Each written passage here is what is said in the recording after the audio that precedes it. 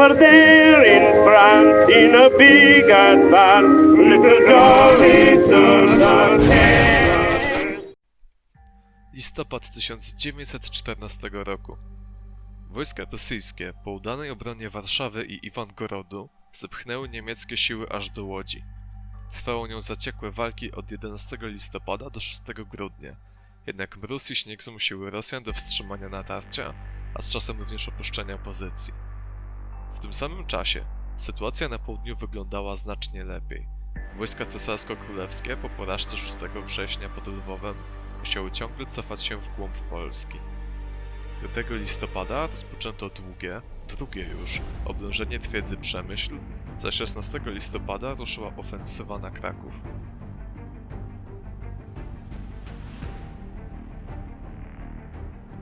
W dniach 16-25 listopada na północ od Krakowa doszło do tzw. pierwszej bitwy o Kraków. Po obu stronach wzięło w niej udział około 40 dywizji, to jest blisko 400 000 żołnierzy. Sukcesem Austriaków było powstrzymanie głównego uderzenia rosyjskiego, pozbawienie przeciwnika inicjatywy operacyjnej i odzyskanie przestrzeni manewrowej.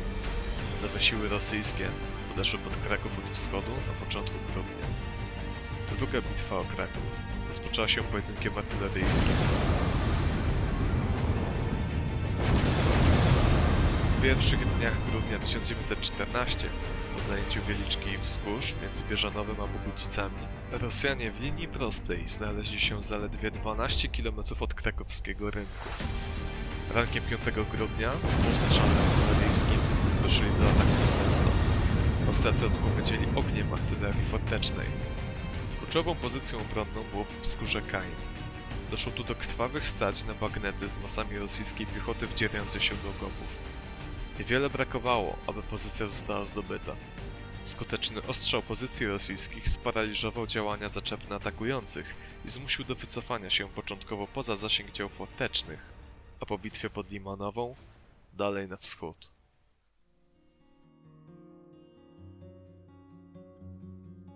Ostatnie dni listopada Bieżanów wyglądał jak jedno straszne obozowisko przychodzących ciągle coraz to innych wojsk, jak również i bezładne, i samopas przechodzących odartych w strzępy nieraz o kiju żołnierzy różnych nacji, wołających zedwie po polsku chleba, i tak całymi dniami. Aż dnia 27 listopada wieczór cała kolej wraz ze stacją ewakuowano. A 28 listopada, było to w sobotę po południu, pierwsze patrole komuskie zawitały do Bieżanowa aż do dworu. Z tego powodu, że Moskale chcieli się osadzić z armatami na Gaju i na Kajmie, nasza artyleria, chcąc temu przeszkodzić, biła w te miejsca, że aż inczało, wskutek czego spalono wówczas dom Laurańca na Gaju i Jana Krówki, Wawrzyńca i Jędrzejczyka na Kajmie. Po opuszczeniu więc wojsk austriackich Bieżanowa i okolicy i zamknięciu bram twierdzy Krakowa, od 27 względnie 28 listopada 1914 roku blokowali się Moskale w Bieżanowie, ale tylko na Gaju. We wsi nie mieli odwagi i powodu bliskości drutów. Przez 9 dni była strzelanina, raz mniejsza między patrolami, lecz nigdzie w tym miejscu do żadnej większej potyczki nie przyszło i sama tylko artyleria nasza trzymała Moskali w należytym oddaleniu od Krakowa.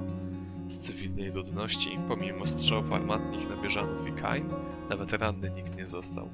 Na kościół i do wieży uderzyło 5 pocisków armatnych, z których 2 eksplodowały na strychu kościelnym i uszkodziły dachówkę, poza tym nie czyniąc szkody. Również w podwórzec plebański kilka pocisków uderzyło, rozbijając kilka szyb w plebanii, a nawet odłomek szrapnela wpadł aż do środkowego pokoju plebańskiego. Wreszcie wskutek okropnej klęski zadanej Moskalom około Limanowej w nocy, 6 grudnia 1914 roku zaczęli się gwałtownie w pośpiechu cofać Moskale i od tej chwili ludzie poczęli lżej oddychać. Po przeniesieniu zaś, względnie rozszerzeniu bram twierdzy aż do Bieżanowa, tuż za dwór, wskutek rozlokowania masy wojsk artylerii i saperów, kilka tysięcy oddziałów pomocniczych w Bieżanowie, na kwaterach, jakaś otucha poczęła do serc wstępować. Utrzymanie Krakowa i odzyskanie Łodzi pozwoliły armiom państw centralnych na odzyskanie inicjatywy i ponowny marsz na wschód w 1915 roku.